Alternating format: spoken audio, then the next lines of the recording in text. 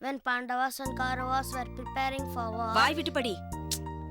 From Pandava's side, Arjuna went to Krishna and asked him help during the war to defeat Kauravas. And Krishna also helped. Hi Vinod. வாங்க daddy. எக்ஸாம்ஸ்க்கு prepare பண்றியா? ஆமா. என்னாச்சு? ஒரு மாதிரியா இருக்க? Mummy ஏதாவது சொன்னாங்களா? இல்ல டாடி, நேத்து ராத்திரி ஒரு கனவு கண்டேன். என்ன கனவுடா? நீங்க இறந்து போகிற மாதிரி.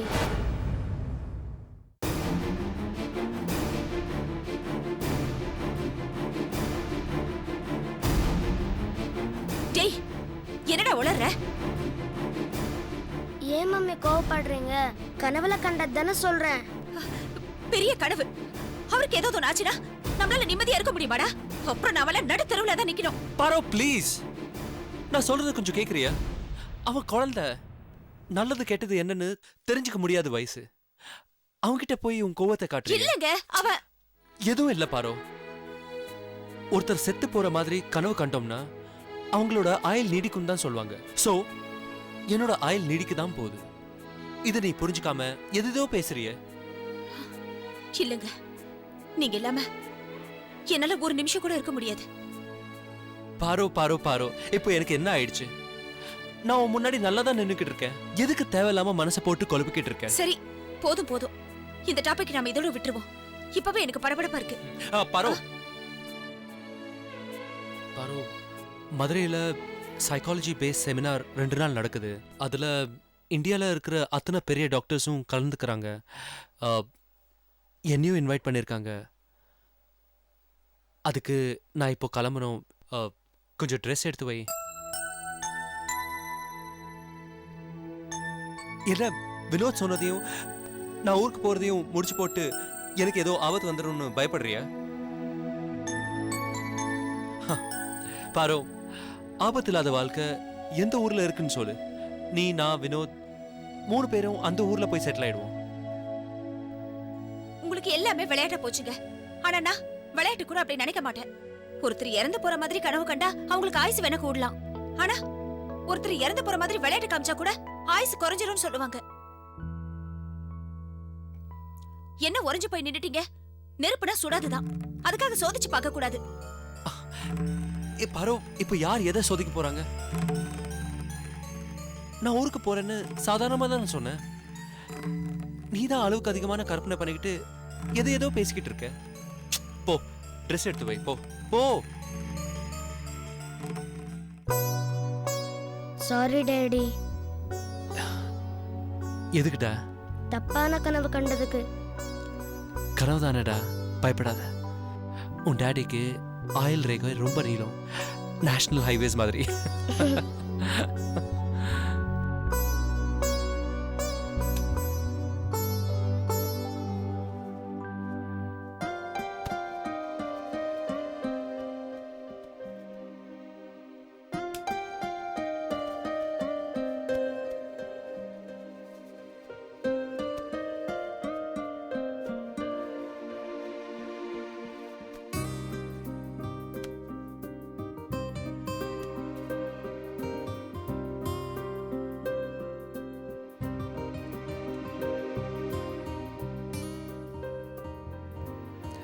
வினோத், எக்ஸாம்ஸ்க்கு நல்லா ப்ரிப்பேர் பண்ணு, சரியா? 2 நாளைக்கு மட்டும் தான் ட்ரெஸ் எடுத்து வச்சிருக்கேன். போதும்ல? போதும். கொண்டா. சாப்பிட்டு போலாமே. இல்ல பாரு, அதுக்கெல்லாம் நேரம் இல்ல. 1 ஹவருக்கு முன்னாடி ஏர்போர்ட்ல ரிப்போர்ட் பண்ணணும். கொண்டா ப்ளீஸ். தேங்க்ஸ், கிளம்புறேன். Okay, all the best. Thank you. என்னங்க? ஒரு நிமிஷம், ஒரே ஒரு நிமிஷம் இருங்க, வந்துடுறேன்.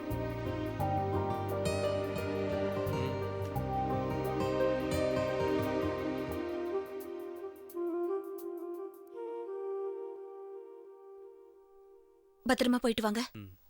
Good bye.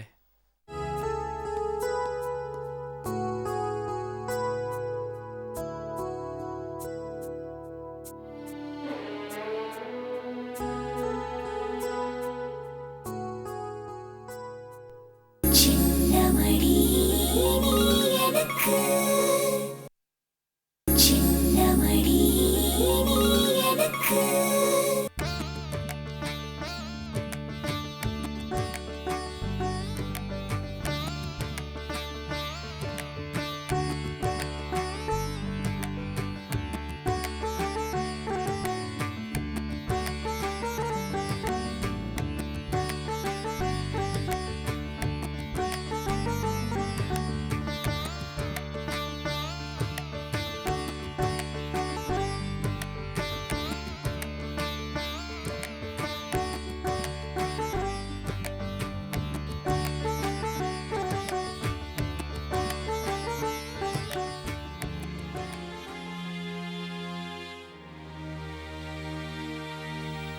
பாட்டி சாமி கும்பிட்டுக்கோ. மீனா கண்ணு, என்னம்மா ஏன் முகமெல்லாம் வாடி இருக்கு? ஒன்றும் இல்லை பாட்டி. உன் மனசுல ஏதாவது கஷ்டம் இருந்தா அதை என்கிட்ட சொல்லுமா. அதுக்காகத்தானே பெரியவன் ஒருத்தி நான் இங்கே உக்காந்துக்கிட்டு இருக்கேன். அதெல்லாம் ஒன்றும் இல்லை பாட்டி. இந்த குங்குமத்தை எடுத்து என் நெத்தியில வச்சு விடுங்க.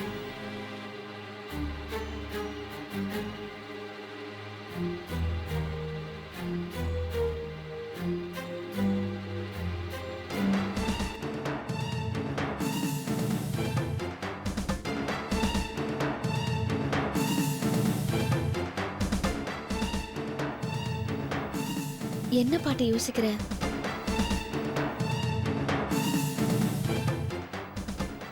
ஒன்றும் இல்லைம்மா.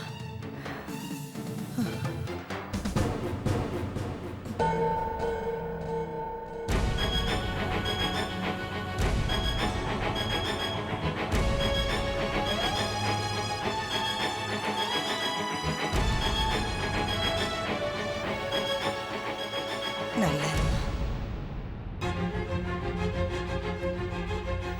வாங்க திவாகர் சார்.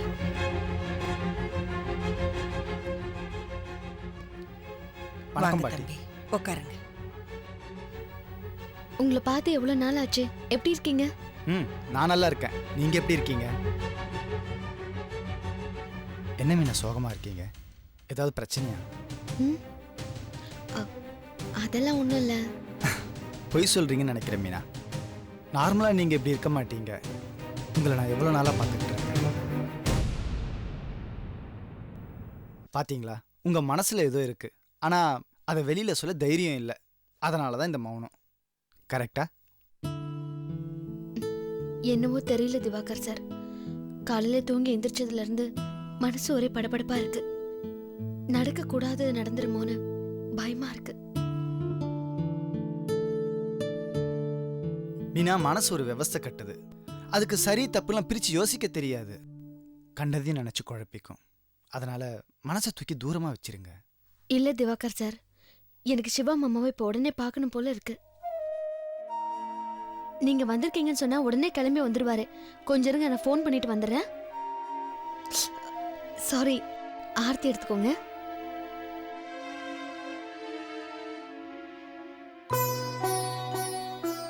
இன்னும் என்னெல்லாம் எப்படிலாம் நடக்க போதும் எனக்கு ஒண்ணுமே புரியலப்பா.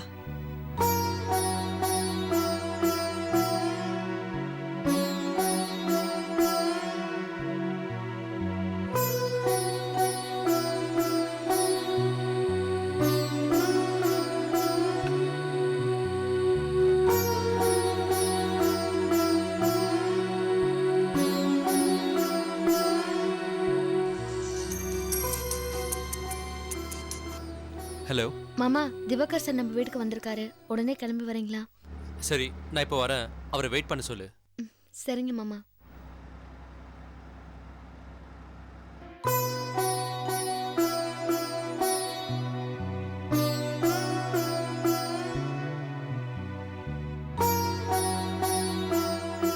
தேங்க்யூ.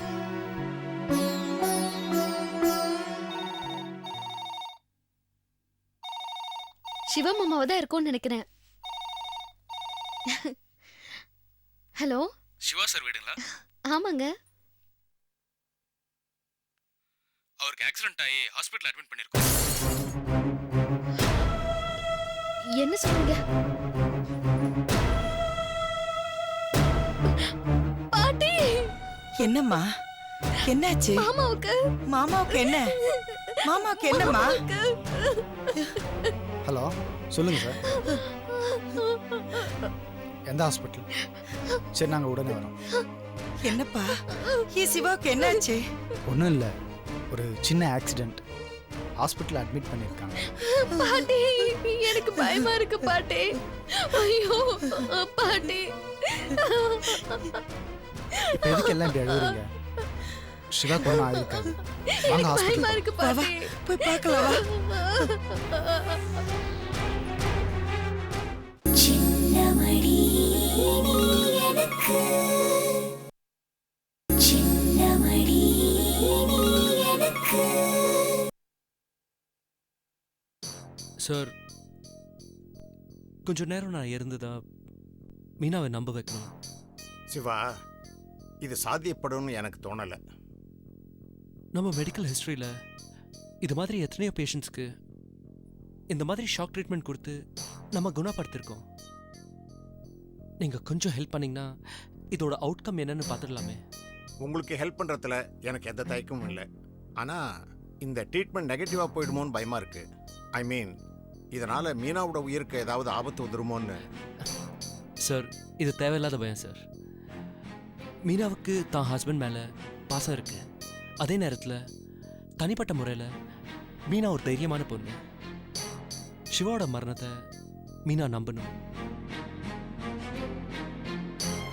ஏற்கனவே ஒரிஜினல் சிவா இருந்தது அவங்க நினைவில் பதியல. இப்போ சிவாவா நடிச்சுக்கிட்டு இருக்க என்னோட மரணமாவது அவங்கள பாதிச்சதுன்னா அவங்க அந்த பிரமையிலேருந்து வெளியே வந்துடுவாங்க. அதுக்கப்புறம் அவங்க தன்னை உணர்வாங்க. ஹஸ்பண்டோட இழப்புங்கிறது மனசு கஷ்டமாக தான் இருக்கும். அழுவாங்க, வலி தீர அழுவாங்க. கொஞ்ச நாள் அந்த சோகம் இருக்கும். அதுக்கப்புறம் தன்னோட வாழ்க்கையில் அடுத்த கட்டம் என்னன்னு யோசிப்பாங்க. அதுக்கு தன்னை மாதிரி இருக்க பொண்ணுங்க என்ன மாதிரி முடிவு எடுத்திருக்காங்கன்னு அவங்களுக்குள்ளேயே அனலைஸ் பண்ணுவாங்க. அதுக்கப்புறம் ஒரு முடிவுக்கு வருவாங்க. அது எப்படிப்பட்ட முடிவாக இருந்தாலும் அதை அமைச்சு கொடுக்குற பொறுப்பில் நான் இருக்கேன். சரி, இப்போ நான் என்ன செய்யணும் சொல்லுங்க. டாக்டர், எனக்கு ஆக்சிடென்ட் ஆயிருக்கிறதா மீனாவுக்கு இன்ஃபார்ம் பண்ணியிருக்கோம். இன்னும் கொஞ்சம் நேரத்தில் மீனா இங்கே அலறி அடிச்சுட்டு ஓடி வருவாங்க. நீங்கள் என்னோட ஆக்சிடென்ட் கேஸ் உண்மைன்னு அவங்க நம்பும்படியா ஒரு செட்டப் பண்ணணும். ஓகே சிவா, உங்களுக்கு ஹெல்ப் பண்ணுறதுல எனக்கு எந்த தயக்கமும் இல்லை. Thanks doctor.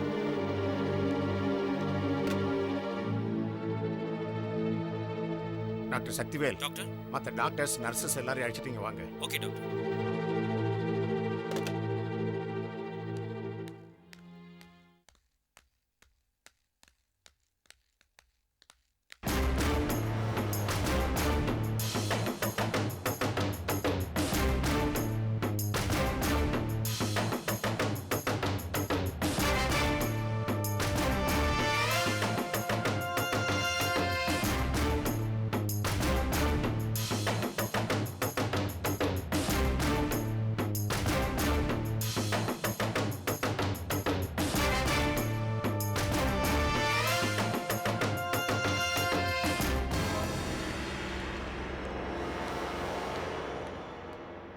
Thank you doctor, thank you so much.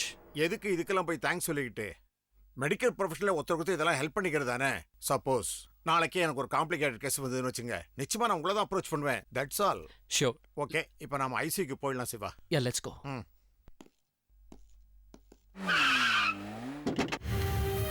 அத்தா பார்த்து பார்த்து இருங்க அத்தா, பார்த்து.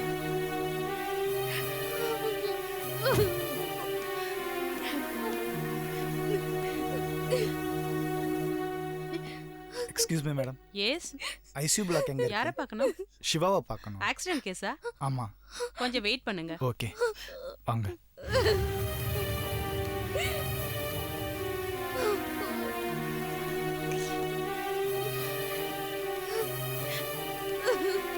ஒன்னாகாது பாட்டி,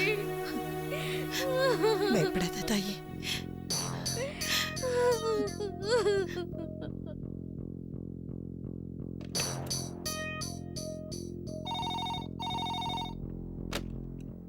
ஹலோ சார், நான் சுமதி பேசுறேன் சார். சொல்லுமா. சிவா சாரோட ரிலேஷன்ஸ் வந்திருக்காங்க. ரிசப்ஷன்ல வெயிட் பண்ண சொல்லியிருக்கேன். 1 மினிட். அவங்களாம் வந்துட்டாங்களாம். ஒரு 10 நிமிஷம் கழிச்சு வர சொல்லுமா. Okay sir.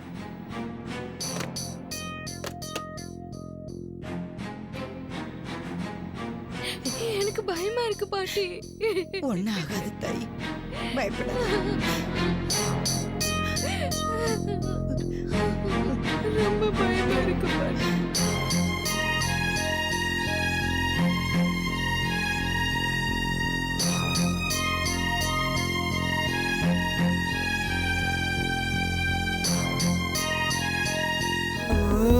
மின்னல் ஒளி விழி அன்பாலே நெஞ்சை நீ திறந்தாய். சின்ன சின்ன கூடலோடு சிரிக்க ஏன் மறந்தாய்? கண்ணில் நிறைந்த கன்னி தமிழே உள்ளம் கலங்காதே.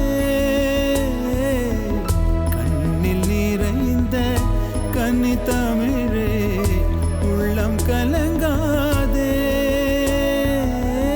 உன்னையல்லாமல் வேறு உறவும் என்னை சேராதே. காற்றும் நானும் காத்து கிடந்த தனிமை தீவினிலே